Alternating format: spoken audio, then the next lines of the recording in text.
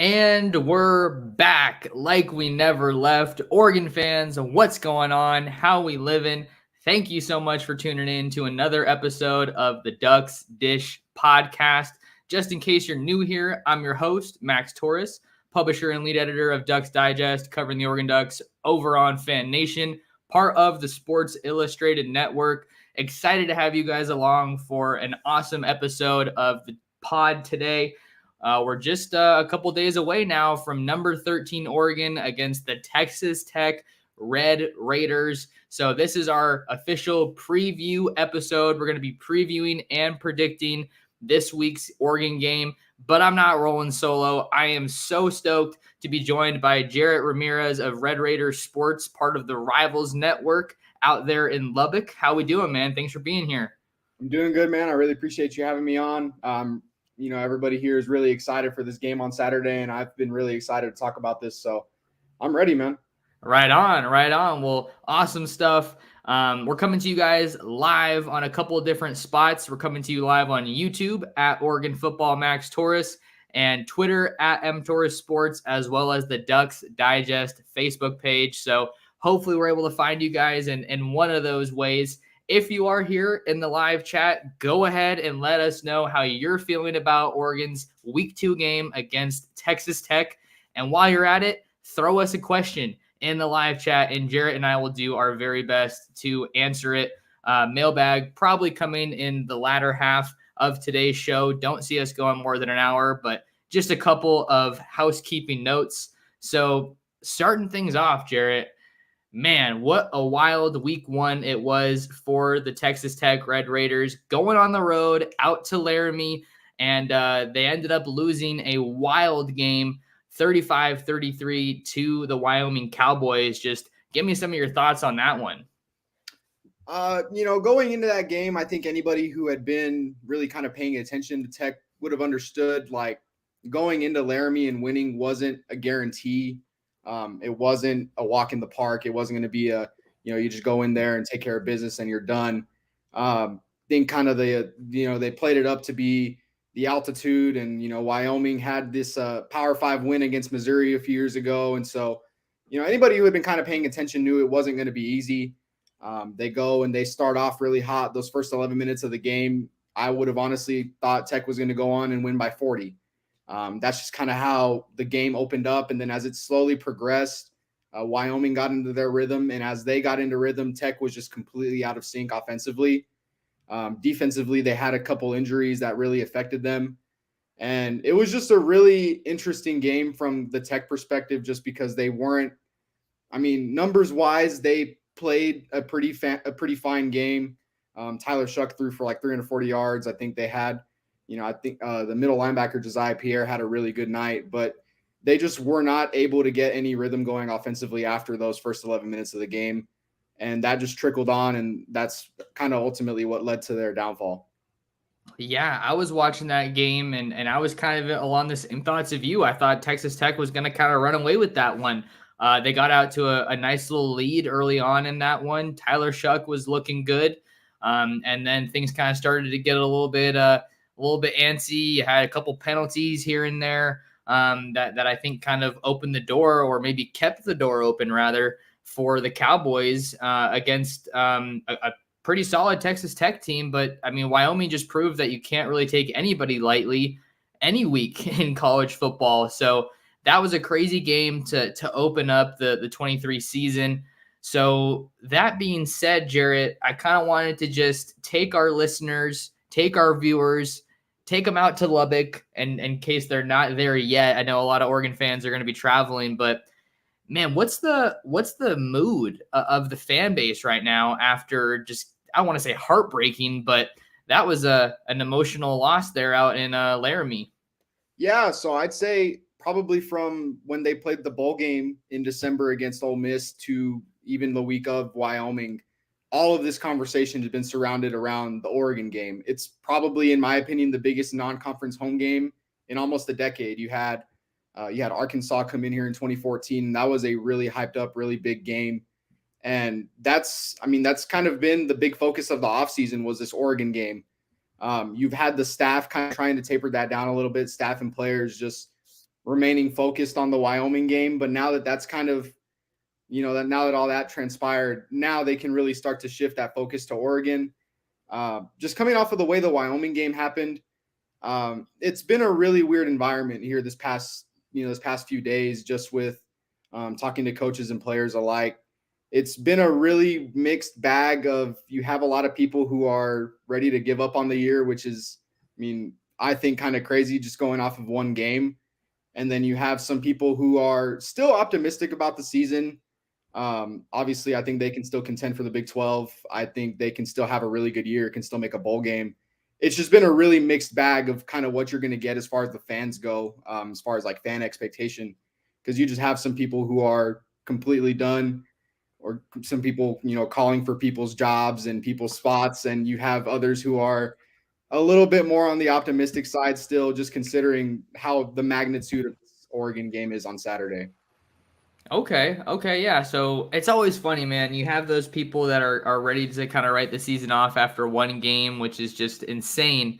I think it's more realistic to kind of be in that crowd once we get into conference play. But either way, just writing off a whole season after one game is pretty crazy. I'll bet there's a couple people doing that in Clemson right now after the Tigers lost that game to Duke. Oh my Lord. But you said you were talking to some of the coaches, some of the coordinators early on in this week, and we get to hear from Dan Lanning twice a week on Monday night, and then today his media availability was only 2.5 minutes. He's been so much more buttoned up, it feels like, in year 2 as the head coach in Eugene. I was listening to some of Joey McGuire's press conference earlier, and my God, that guy's an open book. You can ask him, how many scoops of sugar and cream he put in his coffee in the morning or something like that, something more personal. It seems like nothing's off the table with that guy. Just kind of give us a feel of what Joey McGuire is like as a head coach, getting to be around him out there in Lubbock. Joey McGuire is a high energy guy, man. And that's something that you see just when you're watching him coach on the field, something you'll see on TV when they show him. It's something you definitely feel when you're around the guy. Just talking to him like a face-to-face setting, or maybe sitting in a press conference, or you're just listening to him talk wherever he speaks. He's a high energy coach. He just kind of radiates that, and that's kind of spread throughout the program. I think a lot of people really gravitate towards his personality. It's what makes a lot of people and a lot of players really respect him as a coach. And kind of what you mentioned earlier, like, he's really transparent about what they're doing in the program. He's been really honest this week as far as they understand what happened in Wyoming. They understand what needs to be corrected and what needs to be fixed heading into this Oregon game. And yeah, he's just a super high energy guy. He has the respect of a lot of people here in Lubbock. It's not even just people involved in tech, it's the entire city. And people have really started to love Coach McGuire as a coach, and he's really won over a lot of people. Even after the kind of game that they had last week, it's not really fair to kind of write the guy off in any means. He's just in his second year as a college head coach. He's a Texas high school coaching legend. And, he's been a really favorable hire, I think. For sure. Yeah, I can definitely kind of get that vibe from watching him and just the little bit I've seen so far. Certainly has some big shoes to kind of follow into, right? With some of the guys that have come through Lubbock in years past. Mike Leach, Cliff Kingsbury was there as well, right? I'm not totally having a brain fart, right? He was there. And then, yeah, you have Patrick Mahomes, who was obviously there. So I think Texas Tech and the Red Raiders, they kind of fly under the radar a little bit in the Lone Star State. And I think you can't really blame the state for that. Anytime you got UT, you got A&M, TCU just went to the national championship. Dave Aranda and Baylor are definitely generating some buzz even after losing that week 1 game to Texas State. But I think that if I'm Joey McGuire and Tyler Shuck, you kind of want to be flying under the radar and maybe kind of going low profile heading into this season, because I think this is a really quality team that's going to give Oregon a good test. Yeah, and you kind of mentioned the flying under the radar thing a bit, and it kind of got mentioned a little bit in the offseason that they were, as a dark horse, they were so much of a dark horse that they were glowing. Is the kind of quote that I remember there. Just because there were so many people that were starting to hop on the train as you start to get to, July and August, and you get closer and closer to the season. I mean, they were picked fourth in the Big 12 preseason poll, and you just have a lot of people you have those expectations. Like, I think they can really pick it up in year 2 under McGuire. You mentioned that flying under the radar thing a little bit, and it's kind of how Texas Tech has been for a while as far as a football program. They've just been really under the radar. Nobody's really been paying that close attention to Lubbock since, before McGuire got here. A few years of maybe a little bit weaker football, but now that he is here, now that McGuire is in the coach's seat, I think you're starting to get some people starting to fixate eyes on Lubbock. I don't know, they've kind of talked a little bit about handling those expectations, and I think that's still something they're kind of trying to work on because, I mean, it is really early still. I mean, they haven't really had a whole lot of success here recently, but the way they trended in year 1 is a good start. I think they're still kind of trying to learn how to handle success, especially with the kind of games that they won last year, and they're just really trying to build on those. Yeah, some great insight from Jarrett there. Texas Tech coming off of an 8-5 year in 2022. You end the season on a high note with a 42-25 win over Ole Miss in the bowl game. I got one more big picture question, Jarrett, and then we're going to hone in on some of the top storylines in this week's game with Oregon and Texas Tech. I was watching those highlights of the Texas Tech-Wyoming game, and Texas, I could tell, I didn't even have to see it. I could tell Texas Tech fans travel, and they travel well. And I know if my followers and listeners have anything to say, Oregon fans travel pretty well for themselves. So they're probably getting ready to head on their flights and head out to Lubbock to Jones AT&T Stadium. It's going to be a hot one. Forecasts are in the high 90s for Saturday. Just kind of give us a little bit of insight on what kind of an environment the Ducks should be expecting once they arrive in Lubbock at Jones AT&T. I'm still expecting it to be a capacity crowd. It's been sold out for I don't even know how long at this point. This has been, like I mentioned earlier, this is one of the highest anticipated games to ever be played here in Lubbock. Honestly, it's just because of the profile that Oregon brings, I guess the fame that they bring with them, the way the program has been in the spotlight for so many years. This has been a game that a lot of people have taken note of because, I mean, it's been scheduled for I don't even know how long. It's been scheduled for a while, and so what should the Oregon people or the players be expecting? What are you trying to? I mean, I guess both. I think that they're kind of going into similar deals, right? Like I was watching a live stream last night on my guy Ryan Winter, Sports Chat 503's channel, and he had a Texas Tech guy in there saying that they have the stadium set up so that the home side gets the shade first, and then the away side gets the shade, last or second, right?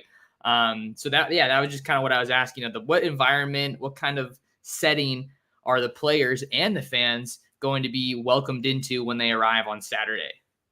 Well, as far as the players go, I think Texas Tech is always going to bring one of the more hostile crowds in college football, college sports in general, because you see it not only when they host games here at Jones AT&T, but also when they host basketball games or baseball games. It's going to be like any other college football game. You're going to have the away fans. They're going to be heckling you, and they're going to be cheering against you, and obviously that's kind of to be expected. It's going to be hot. Like you mentioned, the forecasts, the high 90s, even into the hundreds. And like you said, it gets hot down there. The away side does get the sun for most of the game. So that's going to be a bit tough. I don't know if that's been talked about at all as far as how the players are going to handle the heat, because I know it's where you're at. I'm sure it's in the 70s, 80s sort of deal. Yeah, it's not too bad. I'm actually in Southern California, so it's usually pretty nice, but I've been missing that Pacific Northwest weather. It's not too bad either.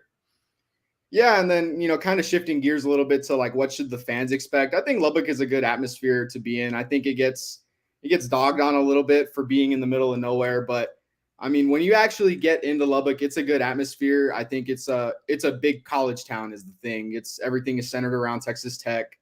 They're going to know immediately when they get into the city what school this city supports. There's great people that live here, though. I mean, there's really helpful people. There's a lot of good spots to eat at, which is the biggest thing. And then The bar scene is also a really prominent part of Lubbock, just being a huge college town. So, I mean, there are things to see and there are places to go. I think the fans should honestly expect a pretty good experience when they come to Lubbock. Awesome. Love to hear that. So they're going to be going from one college town to another in Eugene to Lubbock. So let's kind of start digging into this game, Jarrett. Let's get into the heart of it. I think that whenever you're previewing a game, a great place to start is the quarterbacks. I think a lot of people that are listening to this on both fan sides, they probably know more about Bo Nix, I think, than Tyler Shuck. We all know that he played at Oregon. I covered him a bit when he was at Oregon. Didn't have a great career with the Ducks, did lead them to a Pac-12 title in 2020, but he looks like a completely different quarterback when I'm watching him, at least even in that week 1 game against Wyoming. He's throwing guys open, throwing with anticipation, throwing with touch, showing off his ability to stay in the pocket and take a hit and just let that thing fly. So I kind of teed that one up for you a little bit. What can you tell me about Tyler Shuck and what you've seen with him since he's been rocking with the Red Raiders? So it's like you mentioned, I mean, he's a completely different quarterback than from whenever I started watching him play here, which was a couple years ago. He's really gotten a lot bigger, which is, I think, the biggest thing. He's been injured so much, but he's put on so much muscle, and it's really made him, I think, a lot more physical of a football player. He missed a lot of time last year, but when he came back, I think the biggest strength that he had, surprisingly coming off an injury, was how adept he was at being in the running game. They used him a lot in the running game, and that really freed up kind of everything. That freed up the passing game, and the running game found a lot of success for him too. He's not afraid of running the ball. As far as passing goes, he stays in the pocket. He's really good within the hash marks. I think there's still a little bit of question as far as maybe his arm strength on towards the sideline, as you know, balls like that. But he can throw a good deep ball. He can throw within the hash marks, and he's a really smart guy. He's a really smart, high IQ player. They give him praise for that all the time as a coaching staff. You'll hear it from McGuire. You'll hear it from Kidley. He's in the facility all the time. He's always studying film. So he's going to be prepared is the thing. Mentally, he's going to be prepared for this game. And he's just a really high IQ player. Yeah, I think that the part of his game that doesn't get enough attention is his mobility. I think back to some of the games that he played in when he was at Oregon, and he was kind of a sneaky runner. But he's not a small guy, right? 6'5", 230, I want to say. So he's got some wheels, and that's something that Oregon's going to have to prepare for from a defensive standpoint. I think they did get tested in that regard in week 1 against Portland State, even though Portland State wasn't anywhere near the level that Texas Tech was. We all can admit that. But Chasseret, I think it's Chasseret was the Portland State quarterback's name. That guy can move, and I'm pretty confident in saying that Tyler Shuck is not as quick as that guy is. So I think that was one element that Oregon was able to get kind of tested in, or at least warmed up in a little bit in their week 1 blowout, the 81-7 win over Portland State. But back to what you said, Jarrett, about Tyler Shuck being ready mentally for this one. When I was listening to Joey McGuire's press conference, I only caught a little bit of it, admittedly. He was talking about just figuring out the captains for this week, and he went to Tyler and said, hey, are you kind of down to be a captain for this game? Are you up for it? Because he didn't want to put any extra stuff on his play. And he said there was no hesitation when Shuck was responding and saying, oh yeah, coach, I'm here, all for it. Paraphrasing a little bit here, but he's not letting the whole storyline of the former Oregon quarterback deal get to his head. But man, I'd be lying to you if I said that he isn't excited heading into this one and just being able to show that he's the real deal as a quarterback, because I don't really know that he got to do that at Oregon. A lot of people in the Oregon fan base have talked about it. I've talked about it for a while. It doesn't seem like we really got to see what true quarterbacks look like when Mario Cristobal was at Oregon, especially with Tyler Shuck, when we had guys like Joe Moorhead as the offensive coordinator, and they were just so limited from an offensive standpoint. So Tyler Shuck's got to just be ready to make a statement in this one. Yeah, I mean, that's been a storyline that I think a lot of people are going to focus on, because it's right there. I mean, it's in your face. It's an attention grabber for sure. The former school matchup sort of deal. I don't know how much I'm really buying into it. I think Tyler is a motivated guy. I think he's got a lot of motivation going into the year. And I don't know if it's necessarily fixated on Oregon in particular. I think part of it is just he's missed so much time over the last couple of years with injury. He injured both shoulders, and he's just missed so many games because of it. He had a phenomenal end to the year last season. They won 4 games straight. Obviously won that real big bowl game. They beat Oklahoma, and Shuck had a great game that game. And I even after that game, he was mentioning in the press conference, he was like, people, and this isn't an exact quote, but like people in this own building were doubting me. And he's still got like this chip on his shoulder that he's trying to prove himself, like you mentioned. He's trying to prove that he is a good quarterback, that he's going to be a even better quarterback when he goes pro someday. I think the motivation is more just fixated around trying to make a whole year statement sort of deal, trying to really put it all together because he hasn't really had that opportunity yet, just because he's had some pretty bad luck with injuries. For sure. For sure. So we kind of get a little bit more of a feel for kind of where he is at heading into this one. So we don't want to give him all of the spotlight. Let's kind of zoom out now and take a broader look at the Texas Tech offense, because he's got some good weapons to throw to and kind of just distribute the ball to. I think the guy who really caught my eye in that week 1 win over Wyoming was Jarrett Bradley. He had himself a good game, 8 catches for 88 yards and a touchdown. Miles Price also had a touchdown. So just give me a little bit of a rundown on kind of some of your thoughts on what these weapons look like at the skill positions for Tyler Shuck. Yeah, so you mentioned Jarrett Bradley. He's wide receiver 1. He's going to be their biggest weapon out there out wide. Preseason first team All Big 12 selection. He's a really long receiver, 6'5", but he's still got a decent amount of speed on him. He always kind of knows where to get open and where to be. He's got good hands. He's going to, go out there and make a catch. You mentioned Miles Price too. Miles Price is a bit of a smaller guy. He didn't really have the kind of year that he wanted to last year. They were really expecting him to step up into that wide receiver one role after Eric Ezukama went to the NFL. But he didn't really have the kind of year he wanted to last year just because of some injuries. But he's been called twitchy, and he's got that twitch. He knows how to make people miss, and he's fast. He gets out in space, and he will burn you. And I think the biggest addition that we didn't really see a whole lot of him last week was Dre McCray, wide receiver. He transferred from Austin Peay. I think there's still a lot of question marks around him. Everybody's still kind of waiting to see what he brings. People have been maybe speculating that they're trying to kind of hold him back a little bit and maybe save him for like a bigger moment, like an Oregon game. I think he's one of, if not the fastest guy on the team. He's got unreal speed. They played against Alabama last year when he was at Austin Peay, and he had a great game. All things considered, obviously it's Austin Peay versus Alabama, but still he had a great game. I think he had, I think it was like 11 catches or something like that. And that's on Alabama corners who are going to be in the NFL, stuff like that. We haven't really seen a whole lot of him yet, but I think those 3 guys are probably going to be the biggest weapons out wide.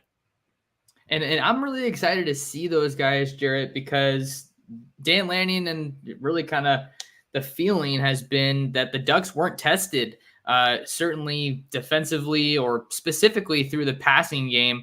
And that's what they're going to be walking into when they face Texas Tech in this one, is kind of an air raid style approach. And their secondary for Oregon's, just to kind of give you the Oregon little side of it here, their secondary is kind of a work in progress. You lose Christian Gonzalez, your lockdown corner, to the NFL. He goes first round to the New England Patriots, and you have some returning pieces, and Dante Manning, who said they're just looking at it as just another challenge this week. And Triquez Bridges has played some decent ball for Oregon. And then you have some new pieces out of the portal that are coming in. So I think they're really looking for who that alpha dog is going to be in that room. Not necessarily a Christian Gonzalez replacement, but who is someone that they can turn to and say, hey, go take away their number 1 option through the air. I think that's a question that we're hopefully going to get a little bit closer to answering in this one. So the secondary is definitely one to keep an eye on for the Ducks. Evan Williams didn't really play last week. He had a heavy wrap on his right hand. Probably going to be good to go this week. The Fresno State transfer who comes in to play some safety for the Ducks. And then Tysheem Johnson was flying around coming over from Ole Miss in that week 1 win. Really like what I saw from him. So that's kind of going to be one of the matchups that I really have my eye on in this game. But another one for me has to be the Oregon defensive line against the Texas Tech O-line, because I think that that's obviously going to just go a long way in determining what kind of a day Tyler Shuck ultimately has. I mean, he threw the ball, Jarrett, 47 times in that week 1 game. So they're not afraid to let him rip it. So what do you think about that matchup? Can Texas Tech slow down guys like Jordan Birch and Brandon Dorless, Popo Amavai? What do you think of that? Yeah, that's really going to be a big focus this Saturday is can Tech's offensive line kind of hold up against those guys, right? They got a pretty good test already in Wyoming. I think Wyoming's defensive line was probably their biggest strength heading into that game. I think a lot of people were looking at maybe that front seven as Wyoming's best portion of their entire team, and they got a pretty good chance to prove what they were about. I think you look at last year, a lot of the team's struggles really stemmed from the offensive line. You had a lot of injuries, guys just not really playing well. It was a bit of a combination of things that really led to Tech's offensive line being mediocre, and that was a big focus that they had in the offseason. They missed out on Cole Spencer, who was a transfer from Western Kentucky, followed Kitley and their offensive line coach Stephen Hamby here. They missed him. He was out all of last season, so he's back. And they also brought in Rusty Stats at center. He was also at Western Kentucky. He was there this past season, but he did also play with Spencer and played for Kitley a couple years ago. They brought him in. They're really trying to win in the trenches, and that's something that they're going to stress, and that's something that they're going to try to emphasize with McGuire as head coach. They really know that games are won down there at the line of scrimmage. I saw some stat. I don't know how true it is, but Tyler Shuck had a clean pocket on 80% of his throws against Wyoming. So based on that number, you could maybe assume that they had a pretty good game. Those mistakes, I think, were a little bit on Tyler. But, yeah, it's going to be a really big matchup. I think offensive line was their worst spot last season. They really hit it home this offseason trying to improve that. We've been hearing it all offseason how improved they are, hearing quotes such as like it's night and day how improved that offensive line is. And I think they're really going to get their biggest test on Saturday for sure. Wyoming did get home against Tyler Shuck, bringing him down for 3 sacks in that season opener and in week 1. And then the run game, just to kind of wrap up the Texas Tech offense a little bit here, not a tremendous amount of success. 33 carries for 93 yards on the ground, just 2.8 yards per carry. That was certainly a strength of Oregon's defense a year ago. And you bring back a bunch of experience. And I think it's really going to be, Jarrett, probably the deepest offensive line that we've seen at Oregon since the DeForest Buckner and Eric Armstead days of Oregon football. So I think that they definitely need to worry about the pass more so than the run Oregon does against Texas Tech. But what do you say? Let's kind of shift it a little bit. Let's talk about this Oregon offense a little bit and the Texas Tech defense. We're already almost at 30 minutes. It's just been flying by because I'm having an awesome time. Got almost 50 people here in the live chat. Appreciate you guys showing out. Make sure you hit the like button if you haven't already, and try to throw a mailbag question our way and subscribe to the channel. So Oregon's offense gets its first test against this Texas Tech defense. I think Bo Nix, I have all the confidence in the world that he's going to go ahead and just have himself a heck of a game. This was our first look at the Oregon offense under Alik Terry in week 1 against Portland State. But what's the defensive storyline that you're kind of monitoring from the Texas Tech side? So the story that we've been kind of hearing all offseason was they're going to really try to win up front, similar to kind of how Oregon is. That defensive line for Tech is going to be anchored by Jalen Hutchings and Tony Bradford, probably one of the best defensive tackle duos in the country. They play a lot of snaps, and they're really productive at it too. They were both pretty high up on the team's total tackles last season. They're both back for, I believe, their 5th and 6th years. So they're really experienced. They've been starters for several years now, and those two are kind of the backbone of that defense. And then when you go to like the edge rusher spots, well, the big story last year was Tyree Wilson, obviously. Then he goes number 7 to the Raiders. Now you're kind of looking at a guy like Steve Linton is going to be stepping up into his spot, or Miles Cole is another name that they've been really high on all offseason. And we've been hearing it the entire time. Those guys are freaks. They're really long, really athletic, really good burst off the edge.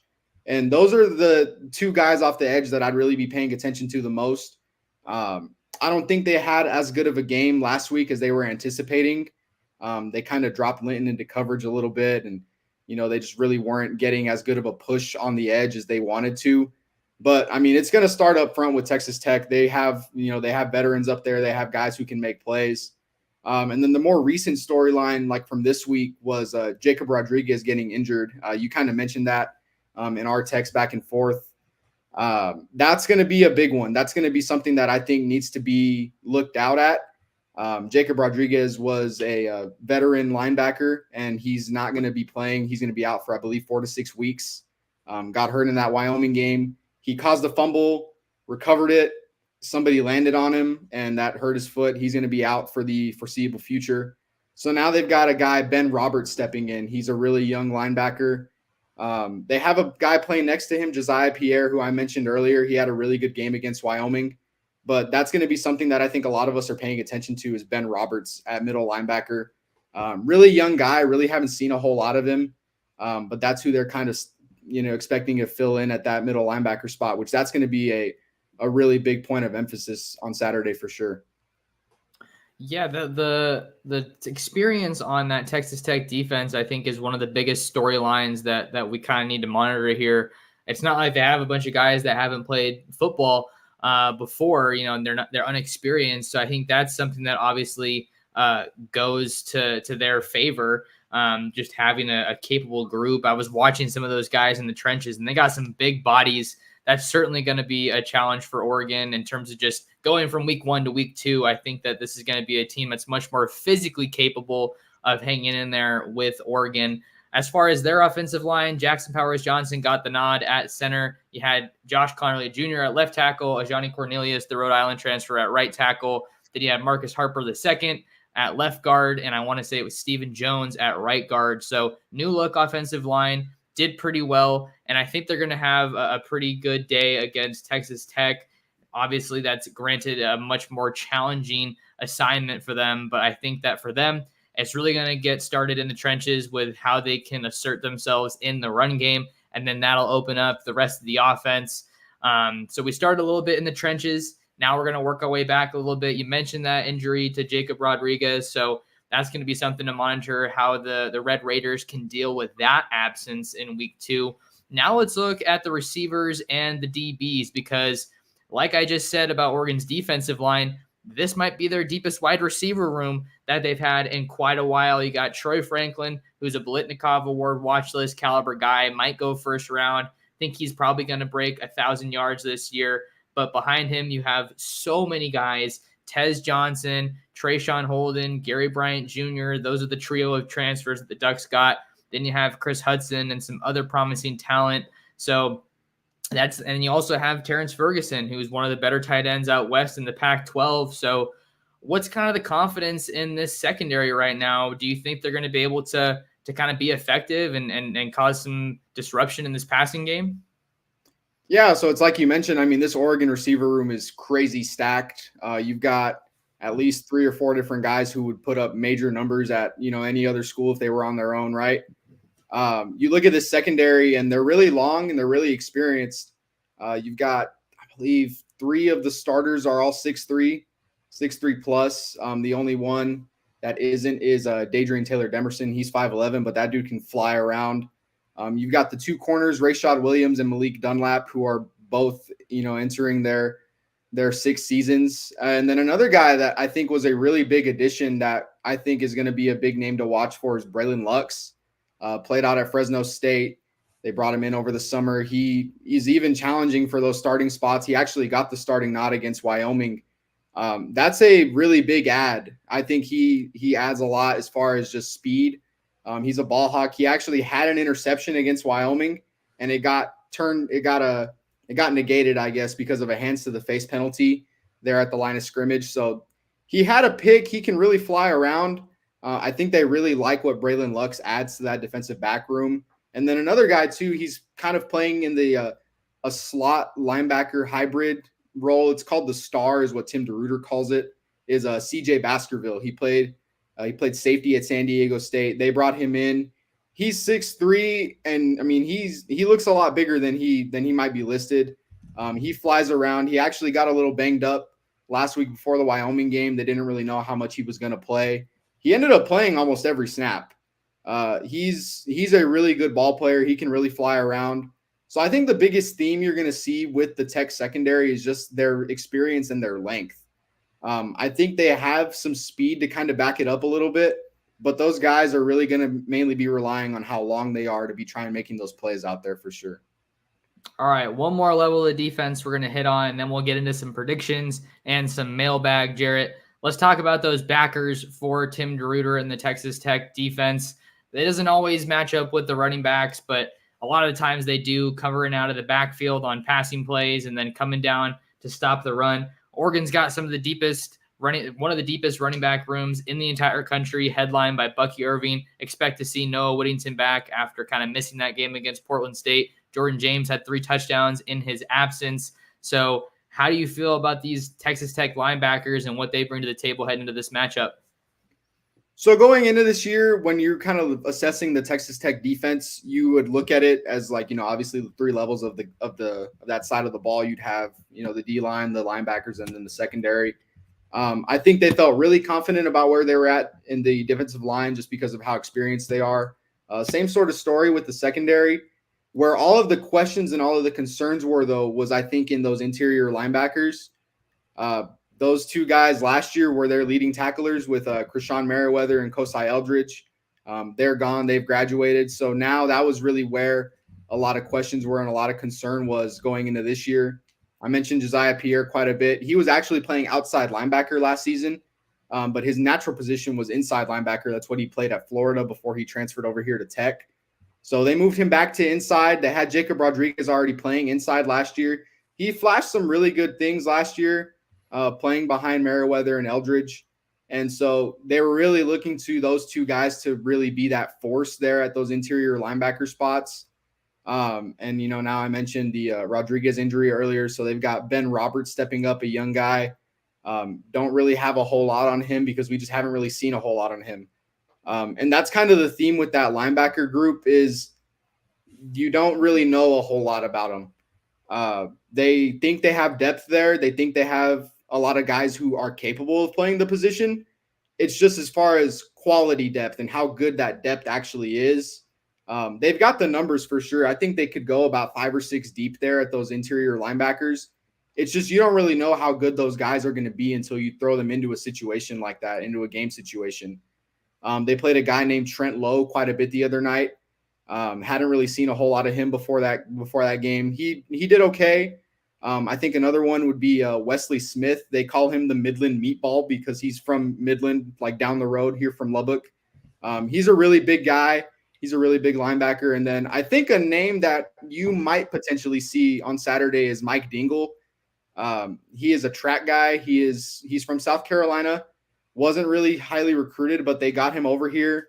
And he was like competing for the Big 12 track championships in this track season here in the spring. He was a mid-year freshman, showed up in January, and he was already running some blazing times in track.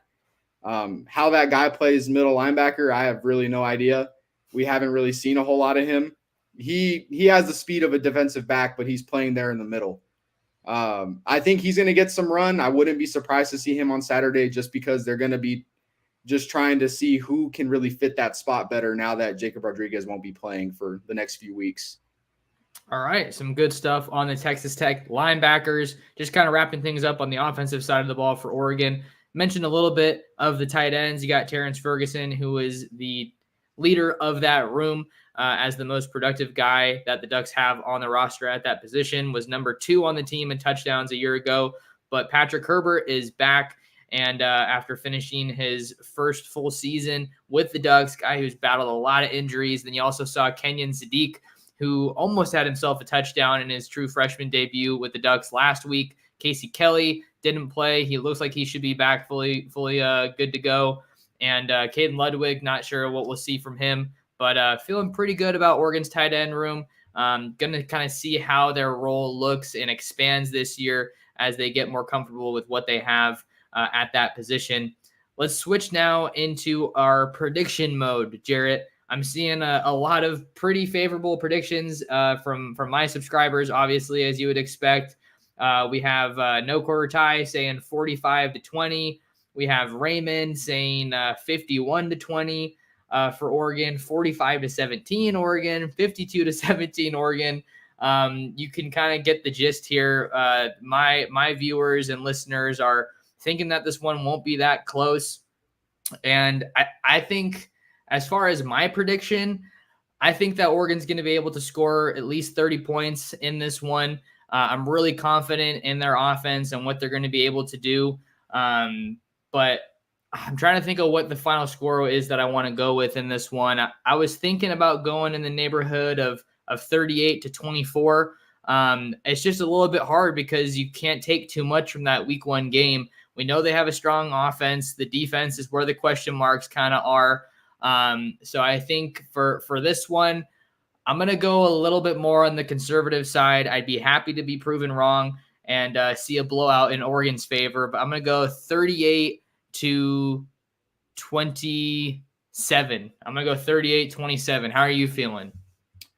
So I'm actually going to keep kind of the Oregon favoring going, I guess. I think it's going to be a closer game than a lot of people are really predicting right now. As far as like Tech on the road, they've really struggled on the road as far as like putting points up. So I think that's kind of where people are getting that like Tech is not going to score a whole lot of points in this game. But when they play at home, man, they play so much better than they play when they're on the road. I think you've got to give them a little bit of credit. They went 7-1 at home last year. Playing in the Jones is not an easy task by any means. I don't think people are going to give Tech that kind of credit going into this week just because of how Wyoming went. And I think looking at this game, I do think Oregon's going to win, but I don't think it's going to be as lopsided as some people are saying. I think if I had to give a score prediction, I'm thinking 42-34. I think Tech gets really close to covering the spread because I think the spread the last time I saw it was like 6.5 or 7 around there. I think they get really close to covering. I think they kind of push it down to the wire a little bit. But, yeah, there's a lot of question marks, especially with that linebacker spot. I just don't know if this defense can really handle all the weapons that Oregon has. And then I feel like we didn't really talk a whole lot about Bo Nix, but I mean, Bo Nix is phenomenal, man. I think we all know that already going into this game. I think there's going to be a lot of points scored. Tech scores, I think I read the stat before, is like 18 or 20 points more per game when they're at home than when they're on the road. I think both sides are going to put up a lot of points. I just think it's going to come down to who can get more stops. And I just don't know if Tech can get those 1 or 2 extra stops to get on the winning side of this one. I think we're both on the same page as far as maybe a closer game than some of the people here in the chat are predicting. I think Texas Tech's a quality opponent. You definitely can't write off the home field advantage in this one. And really, Jarrett, the kind of thing that I was thinking about while you were talking, I was just doing a little bit of research and kind of looking at Oregon's schedule last year. I don't really know if you can say Oregon's been super tested on the road since Dan Lanning took the helm. Obviously, they had that game against Georgia, which was at a neutral site at Mercedes-Benz in Atlanta. They got the doors blown off of them. But aside from that, I mean, the toughest road environment that they played in was in Pullman when they played the Washington State Cougars, and they only came away with a 44-41 win. So, and then you have Cal. That should be a toss-up, like an easy game, a gimme game, excuse me.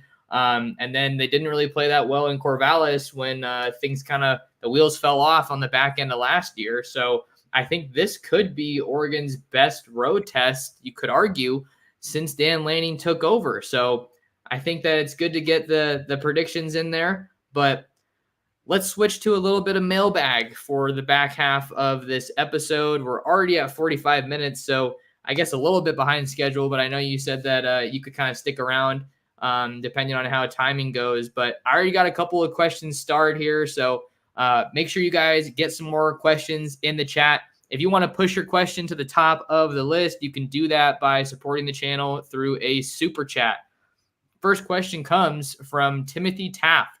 Timothy asks, Curious if you think Texas Tech was trying to hide their playbook until Oregon, and if that contributed to the Texas Tech overtime loss. Sounds like this one's for you, Jarrett. I don't necessarily think so. I think there's some merit to that a little bit. Maybe the idea behind that is a lot is it's reasonable, right? It's a reasonable idea to think that. But if you watch the first 11 minutes of that Wyoming game, I mean, they were firing away. That offense was clicking on all cylinders. I don't really think they were holding anything back. You saw a lot of different looks as far as personnel goes. A lot of different players being thrown in different positions on the Tech side. So I don't really think they were trying to hide anything because, I mean, there's a lot of stuff that they were probably going to do pretty similar from last year anyways. So, yeah, I don't really think they were trying to hide anything.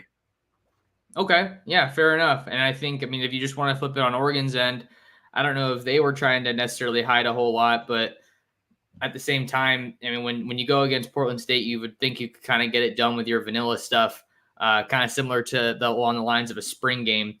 Let's roll right along. We got Raymond. He is a frequent viewer and listener. Appreciate the question, Raymond. Thanks for being here. Raymond asks, how will Texas Tech stop the University of Oregon's ground game when they gave up 133 yards to Wyoming? I think the Wyoming number it's not really something to be alarmed by. I think it's mainly because Wyoming, that's their brand, right? That's their bread and butter is the ground. That's where they really find a lot of success. They got Andrew Peasley, who's a big dual threat guy, mainly more so in the running game. That's kind of who really got the brunt of those carries and those yardage and that yardage for Wyoming. How will Tech stop the ground game? It's going to start up front. It's going to have to be anchored by those two big defensive tackles there with Bradford and Hutchings. Those two are going to have a great game. And Steve Linton and Miles Cole are going to have to get pushed off the edge as well. You want to maybe throw in some linebackers there to kind of bring in some additional run support, but then you also don't want to get beat by the pass because that's equally as formidable for Oregon. It's going to be their biggest challenge so far for sure. Yeah, I think that's to your point, definitely going to be one of the biggest challenges for the Red Raiders defensively in this game, because I think any way you cut it here, I think you're looking at two backs in Bucky Irvin and Noah Whittington that are very capable of going for 1,000 yards this year. That said, as far as where Texas Tech might be able to attack, I think maybe you try to go at Josh Connerly, seeing that he's the youngest guy on that offensive line. But I mean, he's the starting left tackle, so it's not like you're just going to trot anybody out there. Former number one tackle in the country in the class of 2022. So I think if you're Texas Tech, you're hoping that maybe this Oregon offensive line hasn't gotten super close and, tight knit as far as cohesion goes. And they're maybe still struggling through some of those growing pains. I think that's kind of your best bet at stopping that one. And just maybe if you can get some good stops early, that might be able to cause Oregon some fits. But we know that Oregon's bread and butter is on the ground. That certainly hasn't changed, and I don't think it will change with Will Stein, the new offensive coordinator, who will be making a return to his home state of Texas in this game. So that's definitely going to be one area to watch, and we'll have to see how the Texas Tech defense can come out and defend the ground game against the Ducks.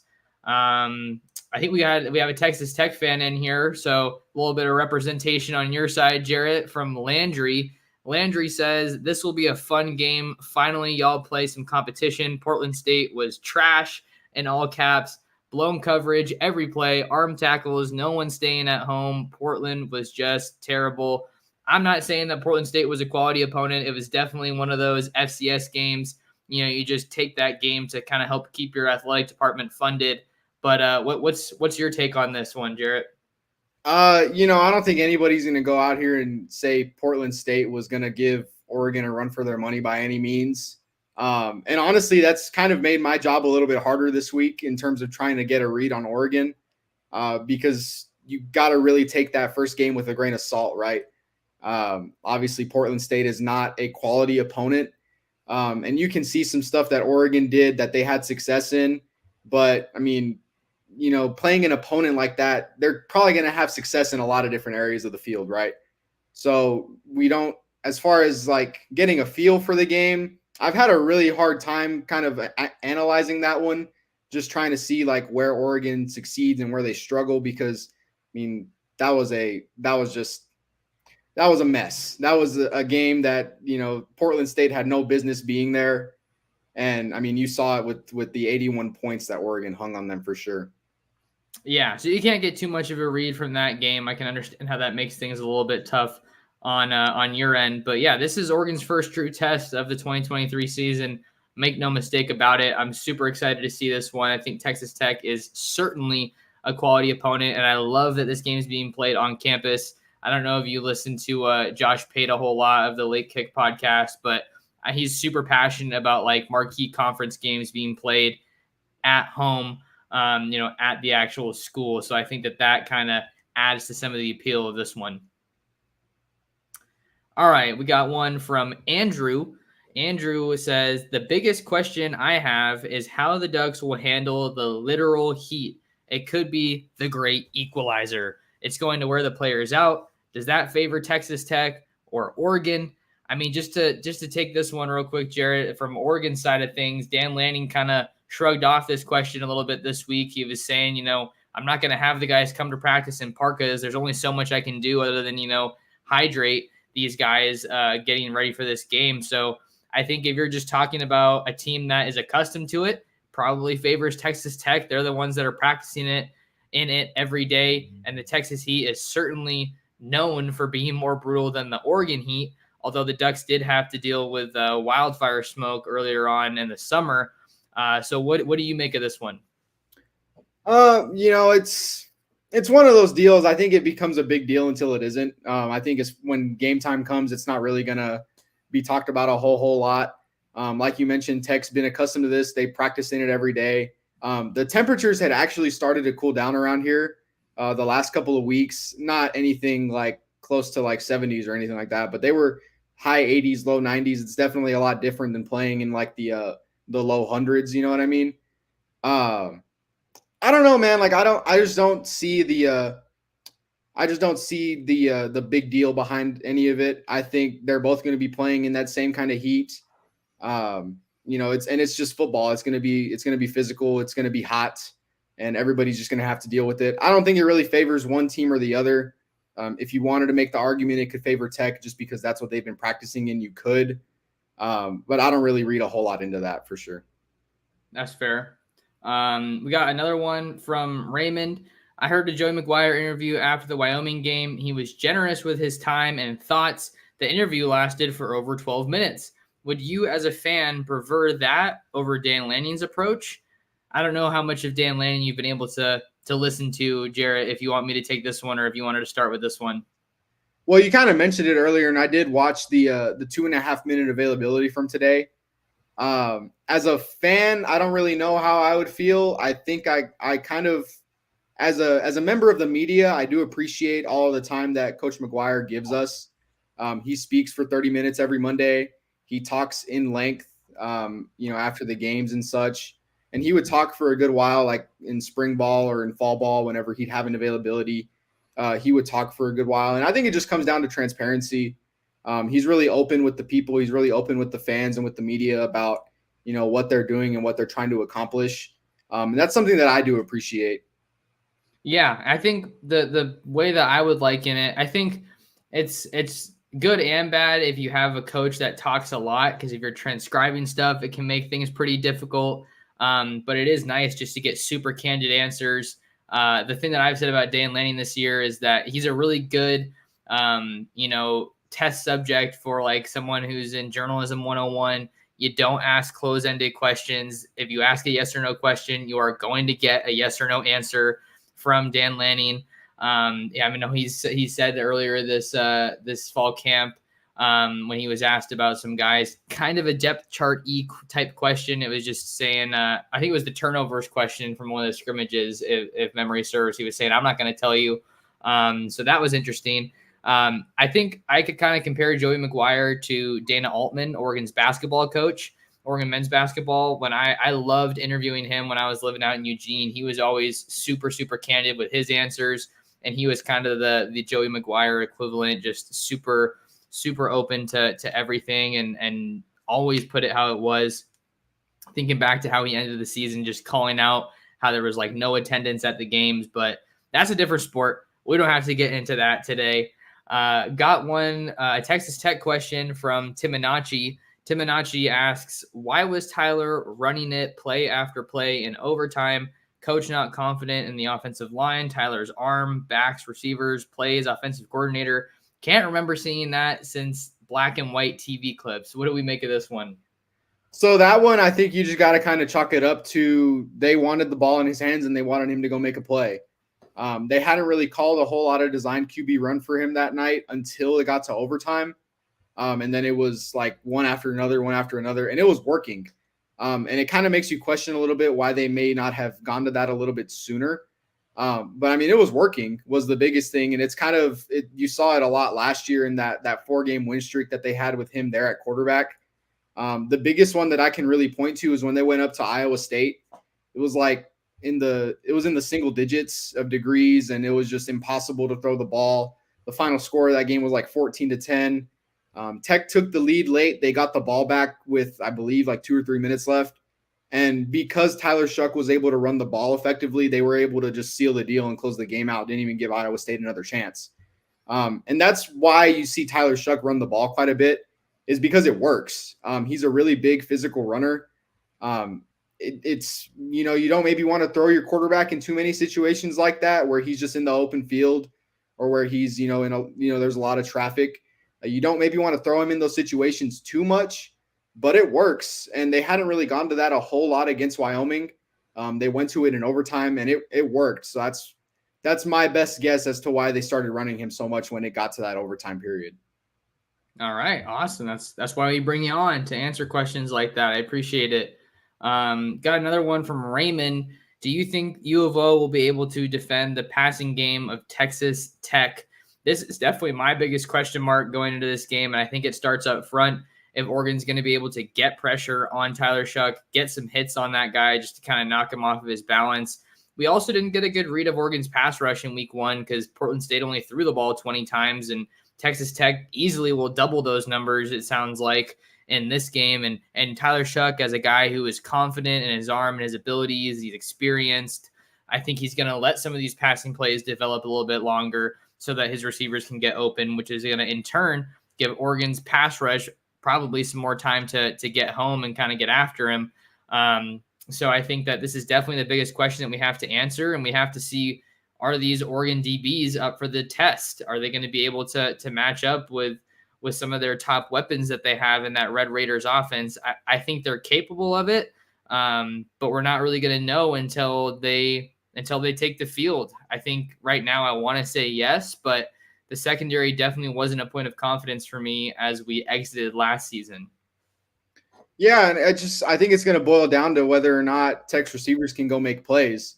I think if what you mentioned is true, like if you're not really that confident in Oregon's defensive backs group, then I think that's going to really fall into the receivers. Then are they going to be able to go out there and make plays? Are they going to be able to run their routes efficiently and find those open gaps to where Tyler can get them the ball?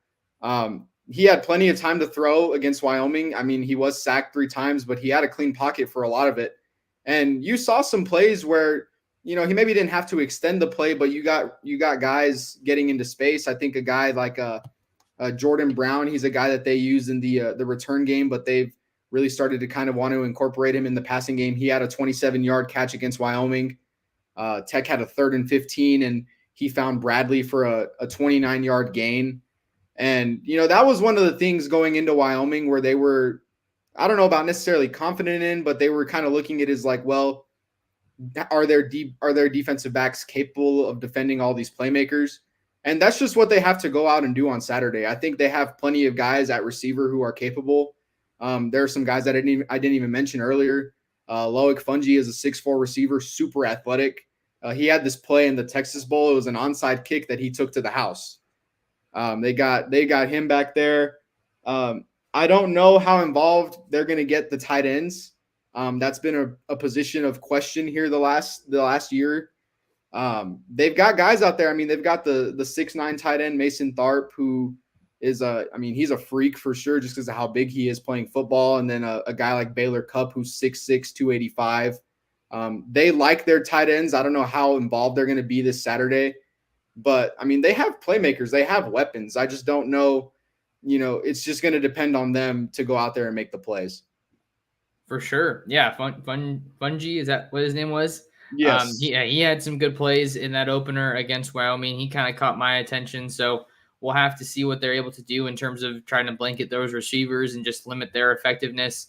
Probably going to go for maybe another 10 minutes or so, if that's cool with you, Jarrett. Got some more questions from the guys here in the chat. Andrew has another one. I wonder if Tosh will bring a lot of blitzes to speed Tyler Shuck up. Disrupting timing of air raid teams is essential, even if you have to leave holes by blitzing linebackers and occasionally DBs. I think that I want to see Oregon bring a lot of pressure, but it's not going to do a whole lot of good if that pressure can't get home. I think Dan Lanning was talking about this earlier in the week, just about how you can be effective rushing the passer, affecting the quarterback rather, even if you don't get a sack, just constantly being there and taking it to them at the line of scrimmage. I think that this is the perfect opportunity for Dan Lanning to kind of display how multiple his defense can be, just kind of giving some interesting looks in that 4-2-5 defense. Maybe you let some of these speedy DBs kind of come and blitz like Andrew's talking about here. But if they can disrupt Tyler Shuck's timing, I think that's going to go a long way in just kind of slowing him down and just trying to lock up this Texas Tech offense. Yeah, I mean, Shuck is a guy who likes to stay in the pocket. That can be a blessing and a curse at the same time. Like I mentioned, he's really effective in the run game, but it's more of when it's like a designed run game. He's not going to be the kind of guy to sprint out or extend the play and try to scramble out, especially like outside of the tackles. If he's going to find a hole, it's going to be up through the middle of the line of scrimmage, right? I would expect maybe if Oregon brings a lot of blitzes, I think that would throw them off quite a bit. I think you had some running backs miss some blitz assignments last week for Tech. And I think Oregon could maybe try to take advantage of that. All right, there you go.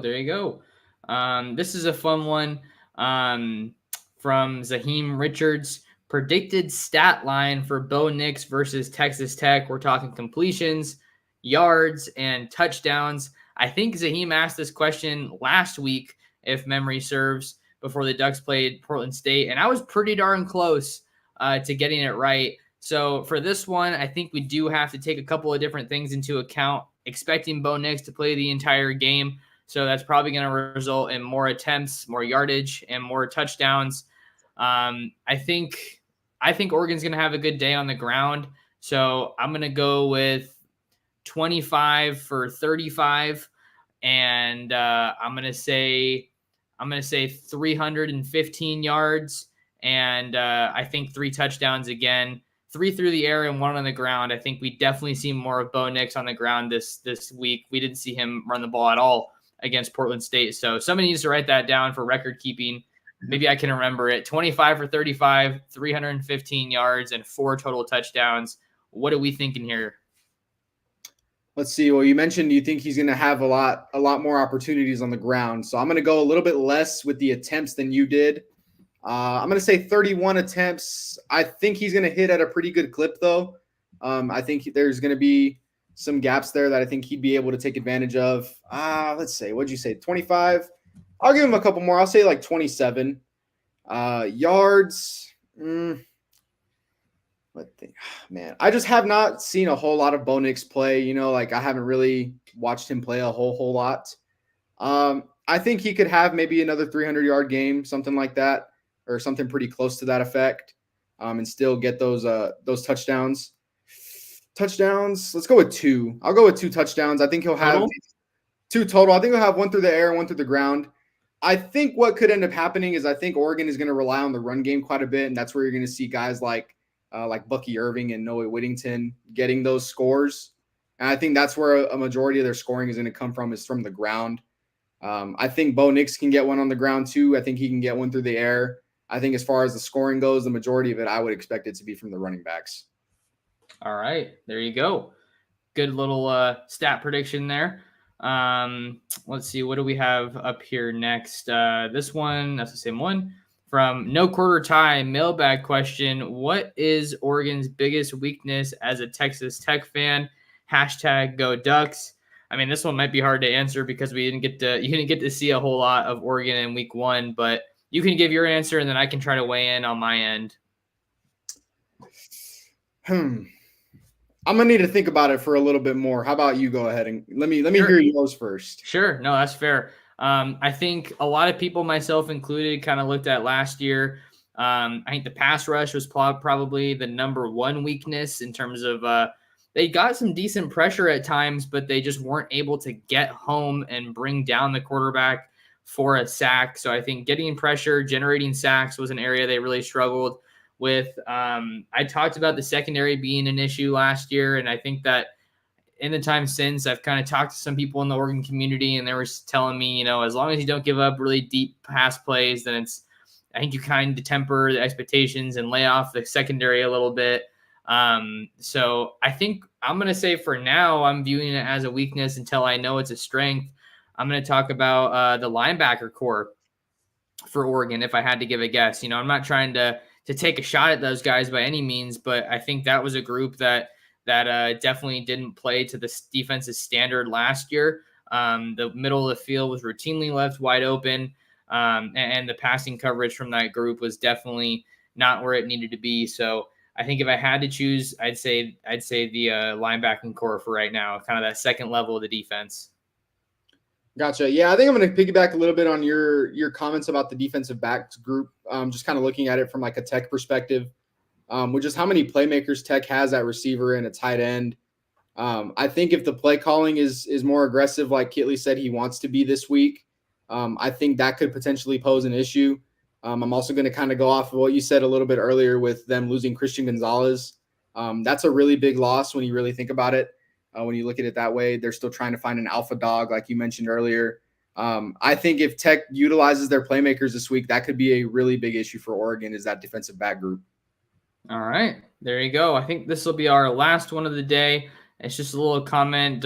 P. Pile, his score prediction, 42-31 Oregon, but he added Oregon always struggles against the air raid offense. Certainly wasn't a performance to write home about against Washington State last year. I actually don't know if they're specifically air raid Washington State, but yeah, they haven't done a great job against teams that heavily favor the pass, and they're going to have themselves a heck of a test in week 2 against Texas Tech.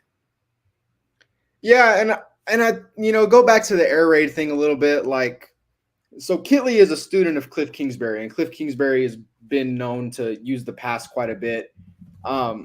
I think, they do have a lot of air raid concepts, and they do have a lot of air raid ideas that they run in their offense. But I think they want to use the run game a little bit more than what an air raid would typically do. You saw it with their 2 running backs last year, Sir Roderick Thompson and Taj Brooks. Taj Brooks is back this year, but they did lose Sir Roderick Thompson, who's one of the leading rushers in school history. They used the ground game a bit with Tyler Shuck. I think they want to run the ball a little bit more than what people would think they would want to. You kind of hear that Kitley was a student of Kingsbury, and you automatically assume that they're gonna function the same way. And you take a look at like what Kitley was able to do at Western Kentucky with Bailey Zappi, and just the amount of yards and just the havoc he was able to cause in the air. I think you'd be led to kind of believe that that's all Texas Tech would want to do, but I think they do want to run the ball a lot more than what people would give them credit for. It's how they won several games last year, was by running the ball, being effective on the ground. So yeah, I mean, they're going to give you a good mix. Obviously, like you mentioned, how many times Tyler Shuck passed the ball the other night. They're going to throw the ball a lot, no question, but they're also going to run the ball too. All right, last one. I'm going to say last one for the last time, but David has a good question here. Will Tyler Shuck play loose or tight? You got to think, coming off of a week 1 loss, that's obviously not where you want to start the season. And then you have all of the added pressure that people are talking about. And only Tyler Shuck knows how real that pressure is of going against your former team. I think he's obviously going to try to tone it down and make it not as big of a deal, but he only knows, when he's going to be sitting in that locker room in Jones AT&T, just playing his pregame jams, whatever it is, only he's going to know how much pressure he's truly feeling. So I don't know. We think he's going to play loose or maybe a little tight. is playing loose in the sense like just kind of going out and just Like relaxed. letting the game come to you. Yeah, I would expect more of that. I think something that they've praised him a lot, especially over the offseason, was just his mental preparation. The amount of time he spends watching film, how he's really composed as far as the way he carries himself on the field and in the locker room.